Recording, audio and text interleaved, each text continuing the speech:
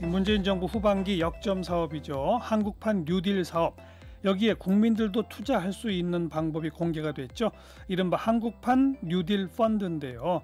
그런데 여기 어느 정도 손실까지 보장해주는 상품이다. 이것 때문에 국민들의 관심도 높지만 세금으로 이 손실 보전해서 되느냐라는 논란도 참 뜨겁습니다. 그래서 오늘 이 문제 좀 짚어보려고 건국대 경제학과 최백은 교수를 초대했습니다. 어서 오십시오. 네, 안녕하세요. 네.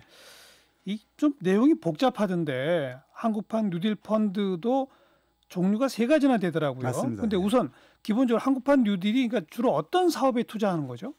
이게 그러니까 그 한국판 뉴딜로 제시했던 것이요. 디지털 생태계하고 그린 생태계를 육성하겠다 그랬었거든요. 디지털 사업하고 환경 관련 사업 그렇죠. 그런 거죠. 대표적인 게 이제 그린 스마트 스쿨 같은 경우를 얘기를 했죠. 그러니까 이제 그 학교가 전국에 한 5천 몇백 개가 있다래요. 근데 그걸 이제 그러니까 좀 이제 스마트화 시켜야 될 필요가 있으니까 비대면 수업을 하고 그러려면요. 거기다가 이제 기후 위기 이런 게 있으니까 좀 이제 신재생 에너지를 좀 이제 그러니까 사용하자. 뭐 이런 것들이죠. 그러니까요. 학교 건물에 태양광 뭐 이런 걸로 전기 생산하도록 하고 대신에 그 건물 안에는 최첨단 디지털 기기들이 들어가 있고 뭐 이런 거 그러니까 그림이 딱 그려지네요. 근데 그런데 투자하는 회사, 기업들한테 투자할 펀드를 말하는 거죠? 그렇죠.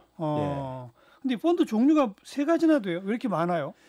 이제 그러니까 그 아무래도 이제 대통령께서요, 이제 기존의 이제 펀드들을 보게 되면요, 민간 자본을 유치를 할 때, 그러니까 이제 정부 자본만 가지고 할 것이냐, 아니면 민간 자본도 좀 유치해서 할 거냐는 이런 문제 결정을 해야 되는데, 장단점이 있잖아요. 정부 자금만 했을 때는 그러니까 이제 아무래도 뭐 국채 발행이라든가 이런 걸 해야 되니까요.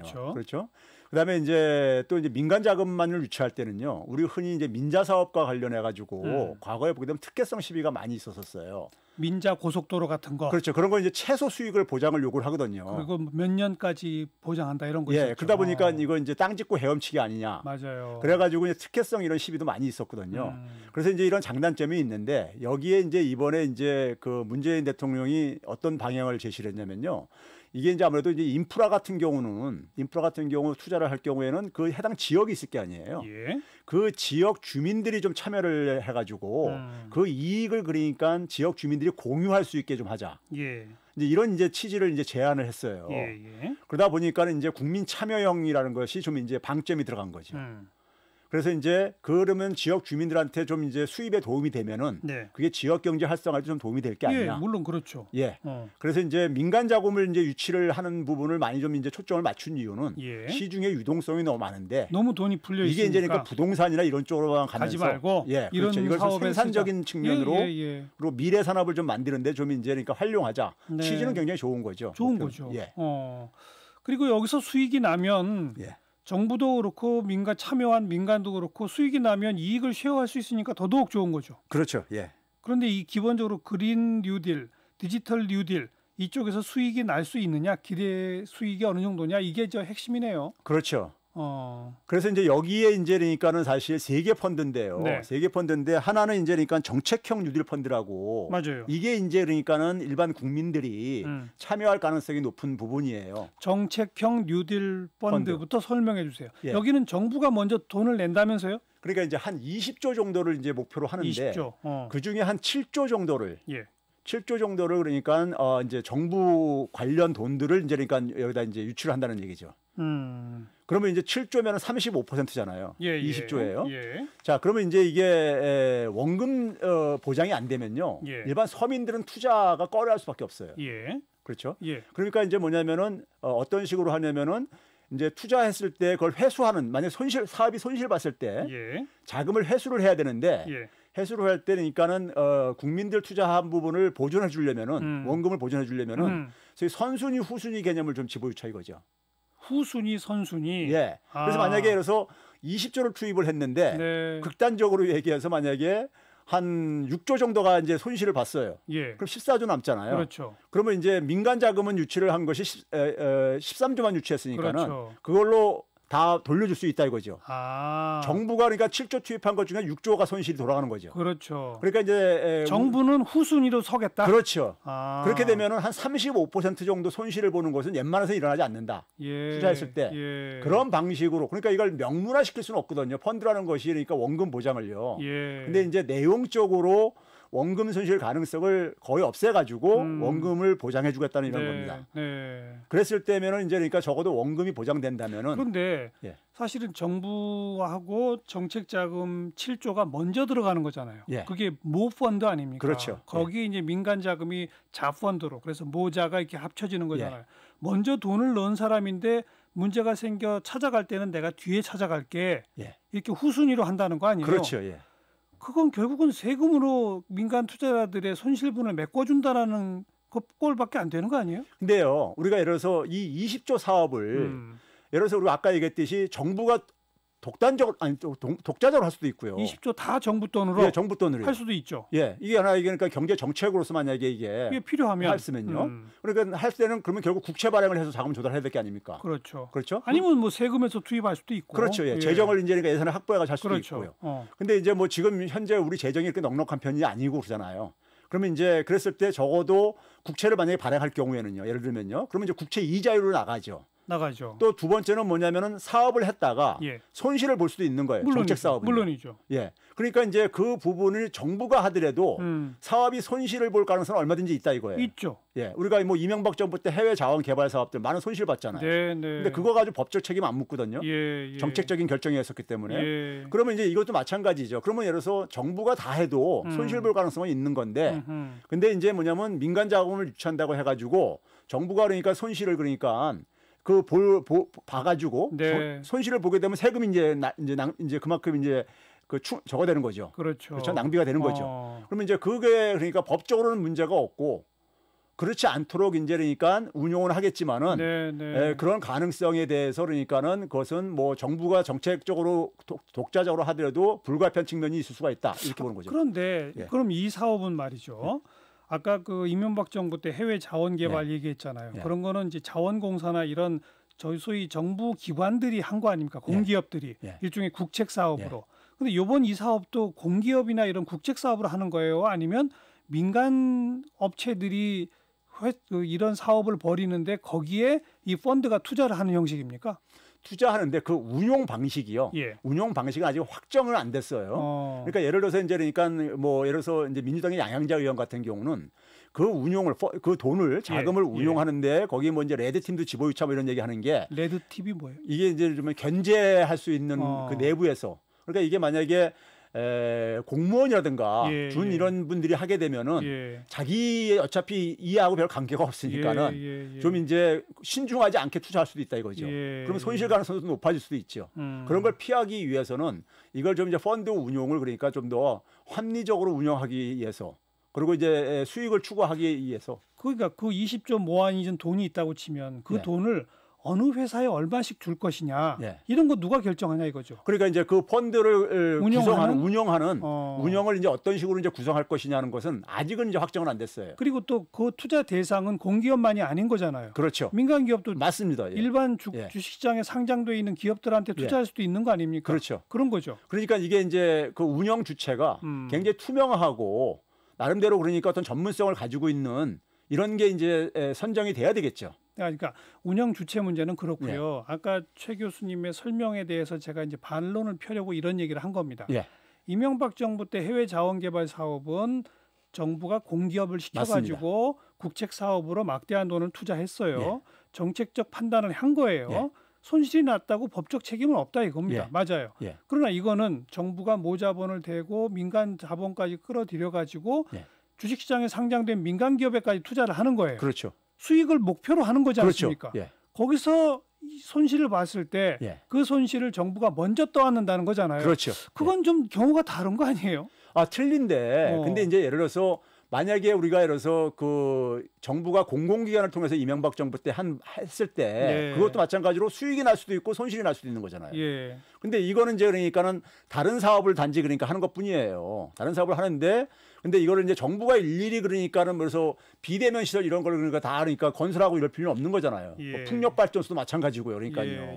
이런 거를 이제 그러니까는 예를 들어서 하는 민간 기업들이 있을 수 있잖아요. 거기다 대리 이제 그래 가지고 그러면 이제 그쪽에도 그쪽 산업들도 아무래도 그러니까 좀 부양 효과는 있을 게 아니겠습니까? 그 수요가 이제 발생하니까요.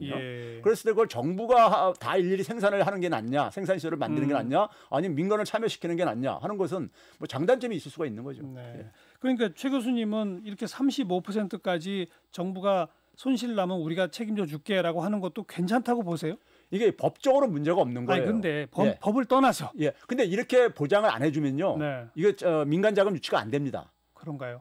저는 단지 그것보다도 민간 자금이 유치가 안 될 정도면 별로 수익성이 없는 사업이란 얘기 아니에요? 그런데 이제 기대 수익성이? 그런데 이제 문제는 뭐냐면 이 그 수익성이 있냐 없냐는 것은 저는 또 다른 별개의 문제라고 봐요. 그러니까 수익성을 그러니까 만약에 그게 내지 못하고 큰 손실을 보게 되면은 나중에 이게 그러니까 이명박 정부 때 자원개발 사업처럼 두고두고 이제 이건 이제 많이 나올 수가 있는 거죠. 그러니까요. 그렇기 때문에 잘 해야 되는 거죠. 뭐 지금 35% 얘기를 쭉 하셨는데 오늘 오후에 기재부가 다시 보도 참고 자료를 냈어요. 어제 발표한 보도 자료에 보면 정부의 위험 부담 수준 등 세부 사항은 펀드의 성격과 정책적 중요성을 고려해 결정하되 기본 10%로 한다. 이렇게 돼 있답니다. 근데 이제 설명하는 과정에서 부총리랑 금감위원장이 최대 35%라는 얘기를 막 한 건데 그건 아니래요. 그러니까 이제 10%랍니다. 근데 이제 이렇게 간 거죠. 20조 중에 7조를 여러 이제 자금이 들어오는데 공공적인 성격이 산업은행 자금도 뭐 구할 것이고 그러니까 7조라는 게 20조의 35%라는 얘기죠. 그러니까 최대가 그러니까요. 그러니까요. 근데 그 7조 전부 다를 후순위로 할 건지 그 중에 예. 일부만 후순위로 할 건지 이건 아직 결정이 안 됐다는 거고 기본은 10%만 후순위로 할 계획이다 이런 거예요, 지금. 그러니까 이제 그거는 이제 여러 가지 유형을 저는 만들 수 있다고 생각이 들어요. 금융 상품이라는 것은 어차피 리스크가 크면은 그만큼 수익을 많이 좀 보장을 해주고 수익이 좀 많이 한 데다가 좀 확실한 데다가 하이 리스크 하이 리턴이죠. 그러니까 좀 수익이 확실한 데다가 좀 이제 운용을 하는 것이고요. 만약에 상대적으로 수익성이 좀 이제 불투명해 보이는 것은 아무래도 그러니까 원금 보장성에도 강화를 해줘야 되는 거죠. 그러니까 다양하게 설계를 할 수 있어요. 국민들이 이 정도 손실 한 10%까지는 일단 보장해 준다라고 만약 설계가 끝났다면 그럼 많이 투자할까요? 저는 좀 이번에 이제 이 발표에 대해서 처음에 대통령이 제시한 거하고 약간 좀 거리가 멀어져 갔다 이렇게 잡아요. 왜요? 그러니까 아까 얘기했듯이 이렇게 펀드를 모집할 때요. 과연 그러니까 그 지역 주민들이 일반 그러니까 완전히 서민들 같은 경우가 수백만 원 기껏해 수천만 원 정도 투자할 수 있는 이런 분들이 얼마나 참여할 수 있겠는가? 그러니까요. 그런 부분에서 오히려 그러니까 저는 이게 좀 약해졌다 이거예요. 그리고 그러면 이거 일반 국민들 좀 자금의 여유가 있는 분들이 대개 이런 정책 사업들 같은 경우는 적어도 그 정부가 정권이 유지가 되는 지속되는 기간 동안에는 정책 사업들이 되게 초기에는 그러니까 되게 이제 수익을 많이 냅니다. 내면 결국 뭐냐면 이런 쪽으로 계산이 빠르신 분들은 단기적으로는 투자할 가능성이 있어요. 근데 이제 그게 뭐냐면 일반 국민들 중에서 자금이 여유가 있는 사람들한테 돌아간다는 건데. 그럼 일반 뭐 몇백만 원 단위의 투자가 몰리게 하려면 어떻게 해야 되는 거예요? 그러니까 제가 이제 그걸 해서 제가 초기에 얘기했던 것이 좀 수익률을 처음에 이제 한 3%를 얘기를 했었잖아요. 이제 민주당에서 방안이 나왔을 때요. 그러니까 지금 뭐냐면은 그 3%가 어떻게 나온 거냐면요. 최소 수익률. 그러니까 이제 되게 이제 보장하는 수익률은 그러니까 국채 수익률로 이제 간다. 국채 수익률이 지금 한 뭐 3년물, 5년물에 따라 틀리지만 한 1% 안팎뿐이 안 됩니다. 연이요.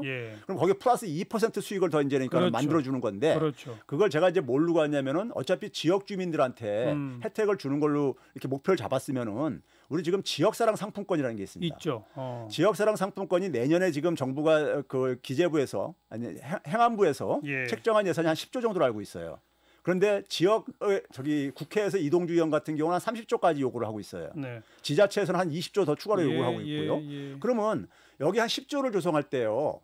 중앙정부가 거기다가 그러니까 그 부담이 8% 8천억 원입니다. 그러면 30조까지 한다면 2조 4천억 원이 되는 건데 추가 20조를 더 유치를 하게 되면요. 유치를 그 판매를 좀 하는 걸로 하는데 우리가 이래서 1,000만 원을 만약에 지역사랑 상품권에 투자를 했을 때요. 네. 아니 예를 들어서 우리가 200만 원, 그러니까 1억 원을 투자를 하면요. 펀드에다 이런 투자하면 2%면 200만 원이잖아요. 예. 근데 200만 원만큼을 수익을 지역사랑 상품권을 통해서 얻으려면은 네. 어느 정도 지역사랑 상품권을 사야 되냐면 2천만 원을 사야 됩니다. 예. 10%니까요. 그러면 그 2천만 원을 살 수 있는 권한을 주는 거죠. 지역사랑 상품권을요. 1억 투자한 사람한테. 조금 복잡하긴 한데 예. 지역사랑 상품권과 연계하면 3% 정도의 그렇죠. 수익 보장을 할 수 있다. 그렇죠. 그런 예. 아이디어고요. 그렇게 되게 되면 처음에 얘기했던 게 한 160조 정도를 여기다 예산을 잡았는데 네. 한 16조 정도를 그러니까는 민간 자금을 유치를 할 수 있어요. 최대요. 그러니까요. 네. 예.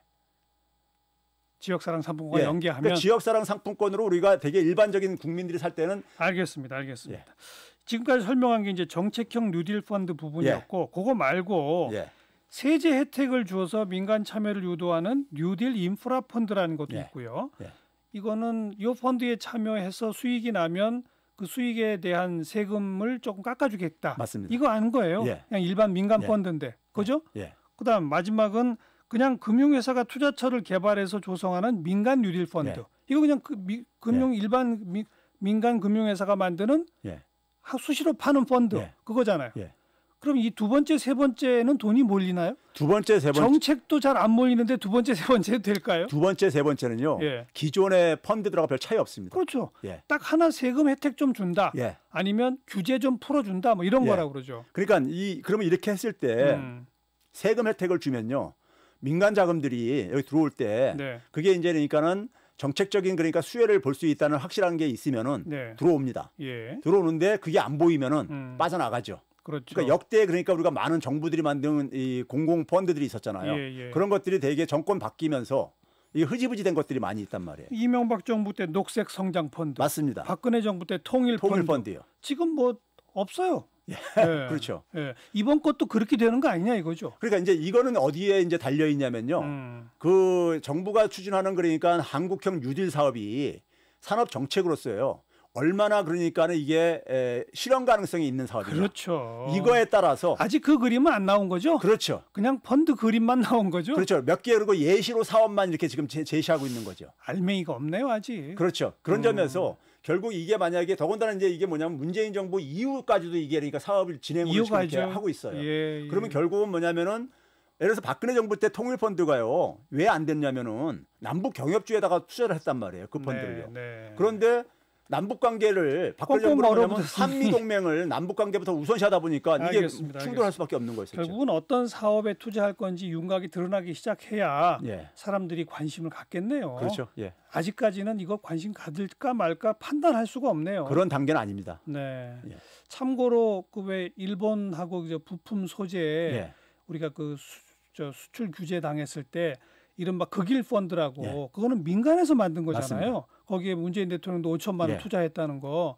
민간에서 우리나라의 이 부품 소재 산업 하는 회사들한테 맞습니다. 투자한 거잖아요. 맞습니다. 지금 수익률이 50%래요. 예, 그건 있잖아요. 수익이 거의 확실했던 것이 정부가 소부장 사업을 육성하겠다 했어요. 그러니까요. 그리고 그 국내 생산품을 우리나라 대기업들도 매입해 줄 수 있는 이런 환경이 조성됐단 말이에요. 그러니까요. 그러니까 당연히 그러니까 이거는 그 수익을 볼 수밖에 없죠. 네. 그리고 거기에 이제 그러니까 수요가 증가한다는 거를 알면서 주가가 올라가고 예. 그럴 수밖에 없다 보니까 수익 실현이 그러니까 지금 됐던 제가 거죠. 얘기하는 것도 곧 그 모델 똑같이 예. 앞으로 우리 정부는 예를 들어서 학교를 리모델링한다. 예. 그럼 이런 방식의 학교로 리모델링 할 거다. 그거는 정부가 그걸 사주겠다는 거 아닙니까? 그렇죠. 그럼 그런 학교 짓는 회사들이 생길 거 아니에요. 그렇죠. 이런 데 투자하면 되는 거 아니냐 이거죠. 그렇죠. 그게 그린 뉴딜 아닌가요? 또 그렇죠. 스마트 뉴딜이고. 지금 자금을 모아서 그런 데 투자하겠다는 겁니다.